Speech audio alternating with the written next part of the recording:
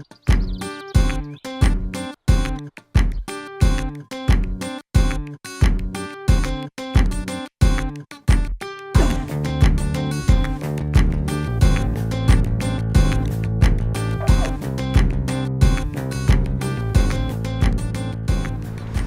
Clare Bowden, and my fashion company, Mandatory, is a small menswear business, and it turned 20 last week. We've been doing some surviving. It's a huge thrill to talk to you about a few of the events that we've survived and a couple of the key things that have got us through some tough times. I absolutely love business and fashion at the 20-year mark. It's the chance to design and call the shots. I lead a team to our market, and then our market are an excellent bunch of men who do all sorts of extraordinary things all the time.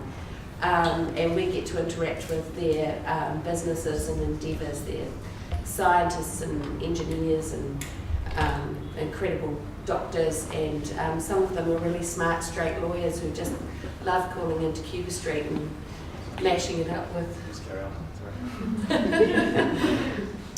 mashing it up with a few musicians and other things that are going on at the time.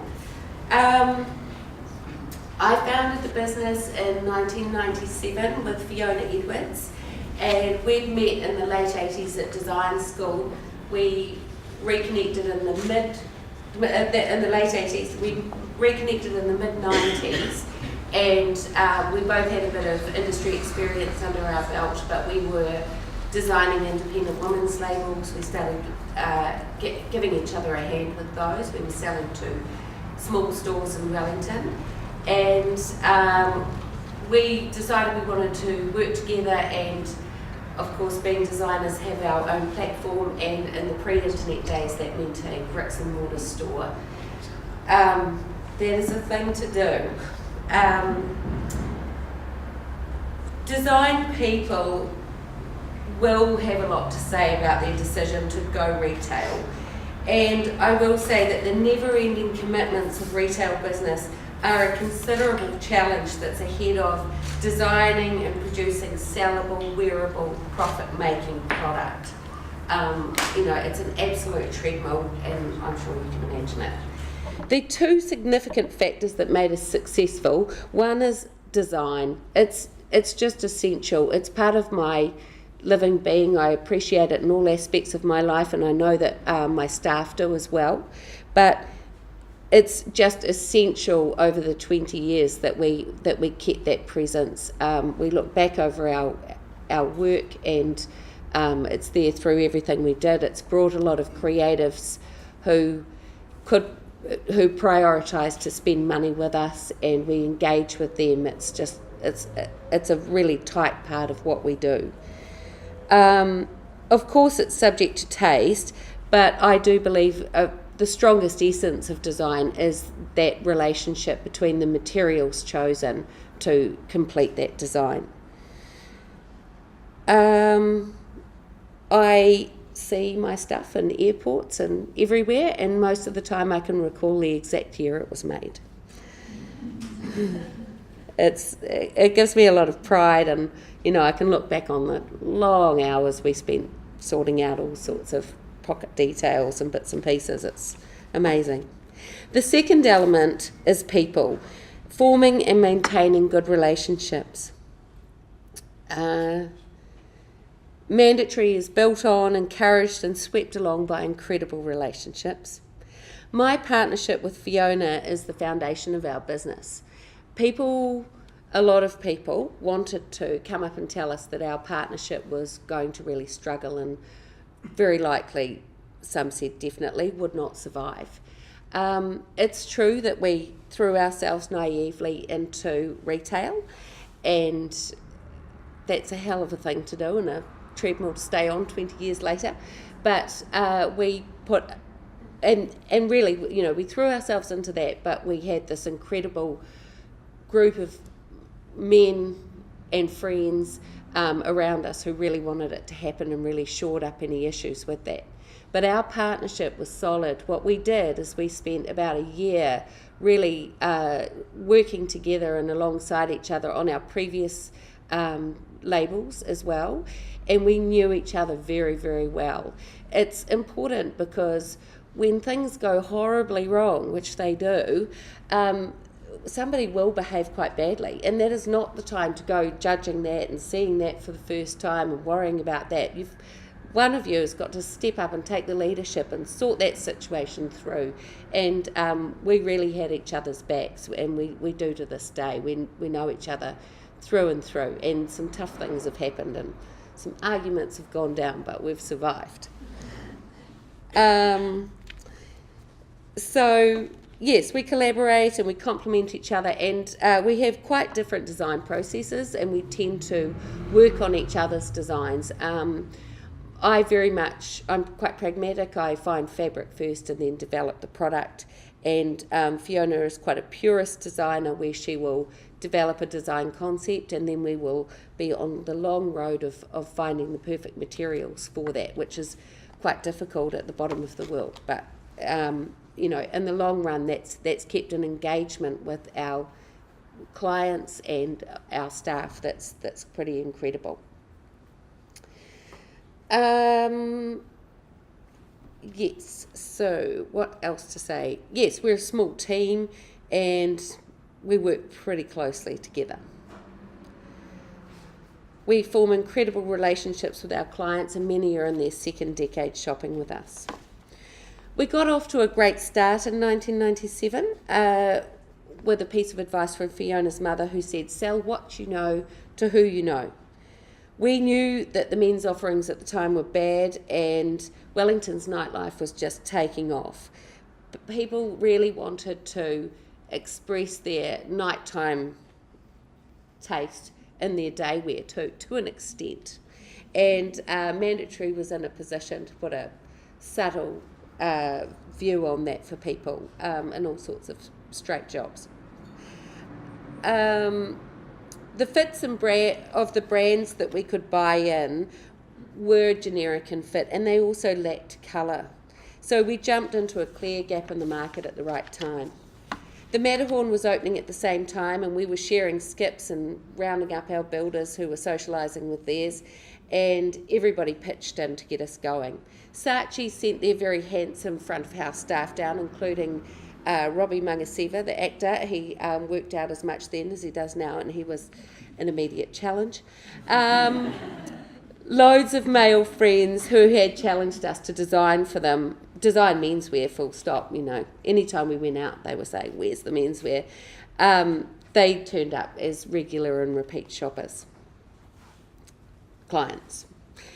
We learnt an incredible amount very quickly, and including our strengths as designers, employers and retailers. It was a welcoming climate. There was a guild of Cuba Street shopkeepers and the creative community, Māori and Pacific men who were looking for good corporate options that fitted, and the City Council also gave us huge support. So Wellingtonians go out and they know people and they're a friendly crowd. All of this kept it very interesting. The clients we have today are the same respectful, helpful community and like-minded people.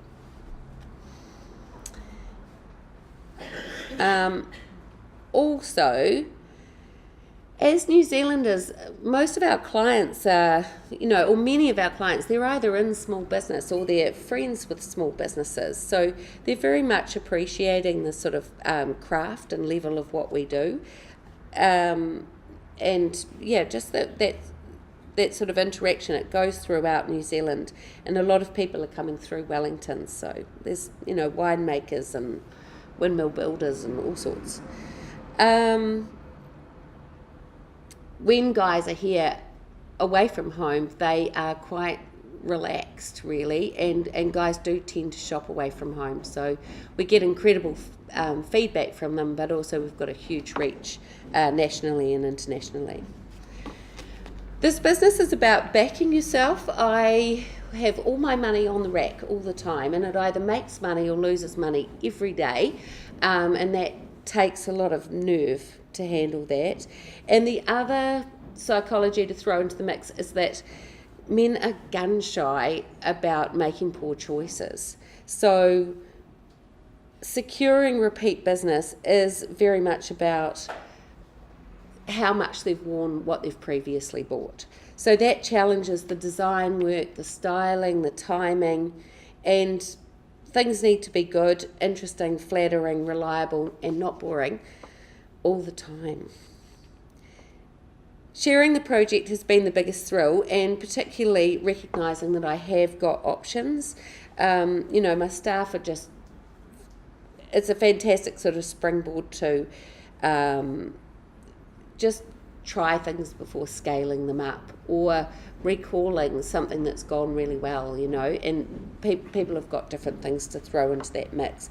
Like film, you could be stuck flogging something that you understand the shortcomings of. So it's best to put the work in at the beginning before creating that product.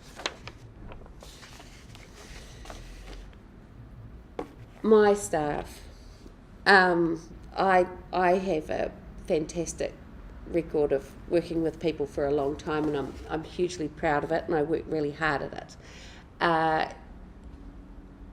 Jane, my Shetland Island machinist, and I have worked together for 22 years, and a lot of the product design is done at that initial stage. It's,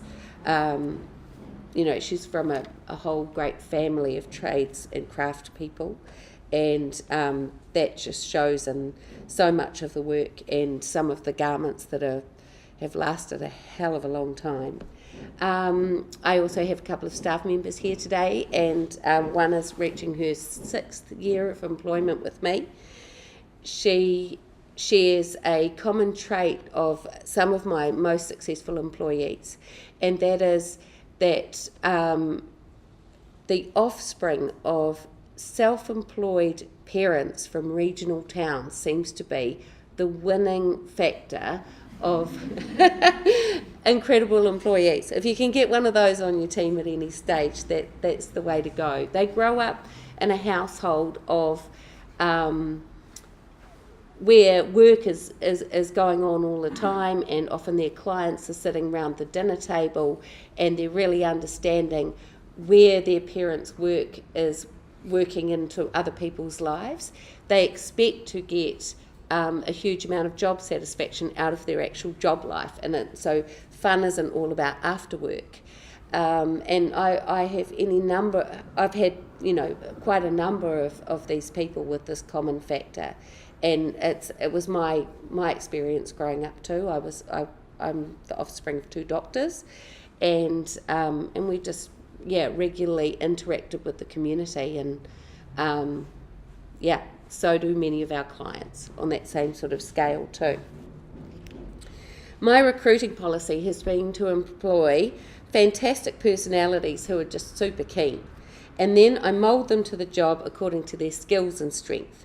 As we need others, those already on board have to move up and develop into new areas to accommodate the skill set that I'm bringing in, and this creates a great team, continued development in roles, business and staff.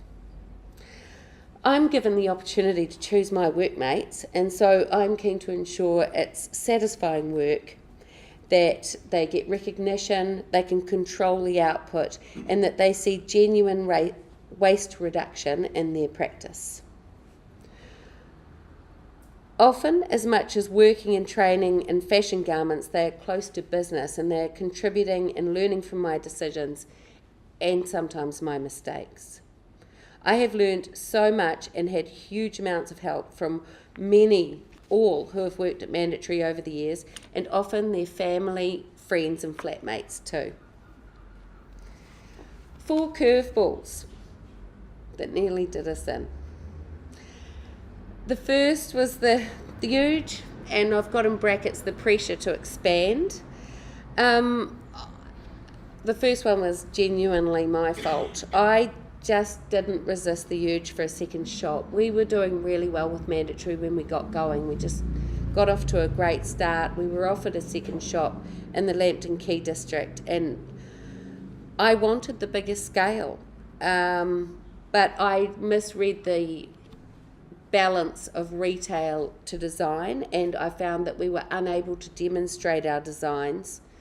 People came in and sort of shopped on their cell phones and browsed through and wanted a tie thrown in, and it was just a very unsatisfying experience, and I'm not cut out for Lambton Key. The second is the pressure to wholesale, and I think that largely comes from the fashion industry itself. We felt that it was a recognisable model of growth. Also, our clients wanted it as well. They wanted to see us in other centres and just believed so much in the brand that they wanted to see that growth. But really, that does turn you into a credit controller. You're constantly dealing with finance and bulk rolls of great fabrics, which are increasingly hard to find. And we were no good at it. It all peeled back very quickly. But we did go to New Zealand Fashion Week, and the fashion show that we have on record is pretty extraordinary. We did a bloody good job, and we took an amazing team. We took our own non-fashion models up from Wellington and a film crew called Nectar, who were just so generous and supportive to us. And there's an amazing show to see on YouTube.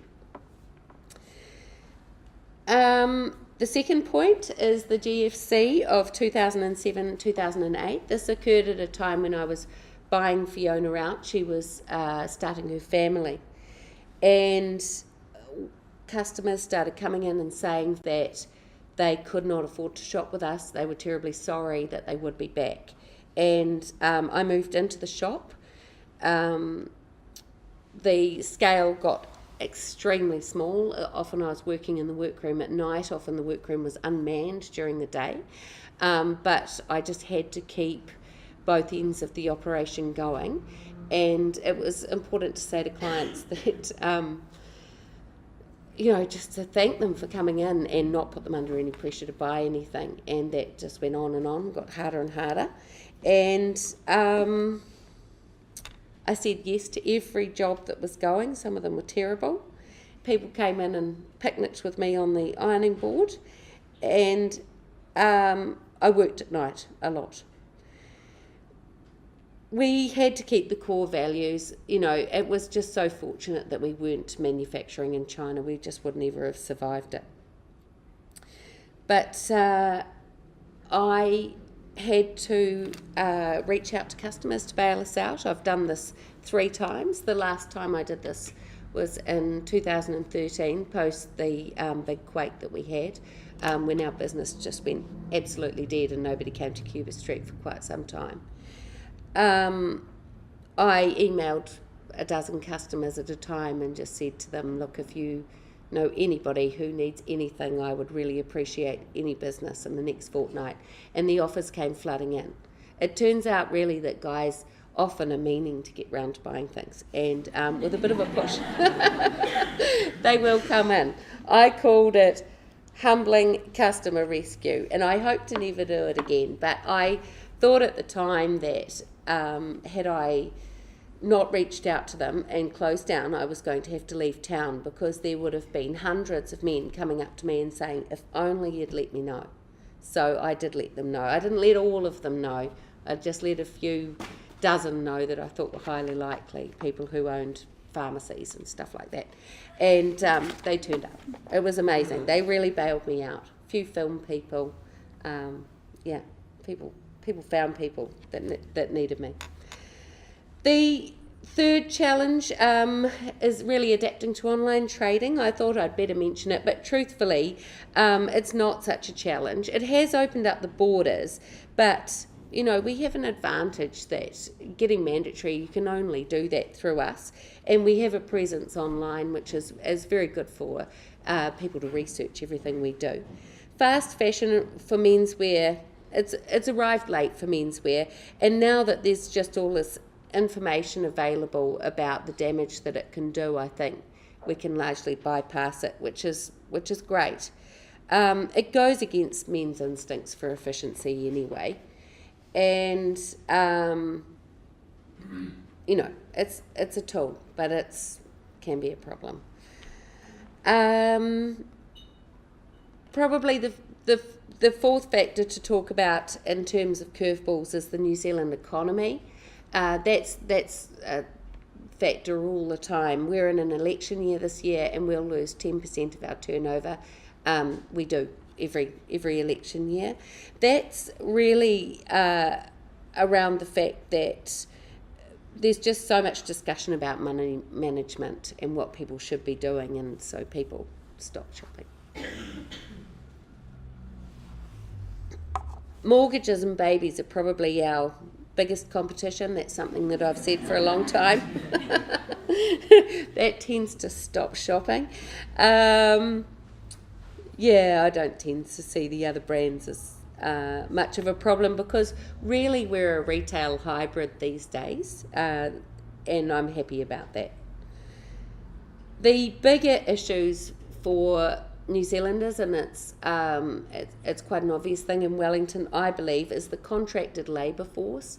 I think that a number of guys that I see, women as well, struggle to manage that. They're either in huge amounts of work, or they don't know exactly where their next contract's coming from, and that has really changed the economy a lot, and is quite difficult for us. We're just dealing with people who aren't fully employed, and it's a version of the GFC. And the final factor I'd make about the New Zealand economy is I find it frustrating and really disappointing, our dependence on this minimum wage. I personally, as an employer, don't really have a problem with the minimum wage, but I don't expect to have anybody on it. That should be the baseline of the minimum you should pay someone, and it's disappointing that the New Zealand economy or the New Zealand government is having to shore up the positions of 40-year-old dads who are working really hard, who, if their companies could pay them any less, they would. It's outrageous. It's not how I grew up. You were taken off minimum wage very quickly, and the psyche in New Zealand seems to have changed a lot. I hate it. I don't know what to do about it, but I'll vote around it or something. If I can. I don't know. They seem so sure about making this minimum wage. I don't think it's about that. I feel it's the culture that's got to change. In conclusion, good design's vital. Relationships with co-workers and community and staff are paramount. Retailing and employing are very serious, and I have had to be very good at it. Decades of our product is visible. We have repeat business, but we also have whole families that turn up. I love the period between Christmas and New Year when, somebody's brother turns up from Canada and he can have exactly the same pants cut to his fit. And you just meet all sorts of great people. We have had to adapt to survive. We offer design and efficiency, and that is highly marketable. It's an optimal scale for us to enjoy it, and we all love what we do. Thank you.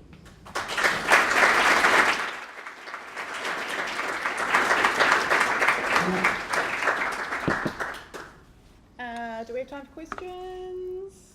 3 questions, because I have 3 prizes for questions here, so you can facilitate your questions. Who's got a question for Claire? Don't be shy. Questions. Question over there. There they go. Questions everywhere. Oh, so yes. Just is your clothing sustainable materials, organic, anything like that? And where do you manufacture? Do you do it in the house? Yes, we do. Yes, we have a workroom in the Hope Gibbons building, and we cut, design and finish there, and then work goes out to 2 machinists who sew from home. That's their preferred option. it does create quite a lot of efficiency having it bundled like that. The in-house finishing is really important to quality control, and also the in-house cutting is vital to the IP. All of the IP really sits in those patterns, and I've got it in 100% of NBS coded building, locked up. Yeah, it's those patterns are vital to everything you do. You're just building all those histories and references all the time.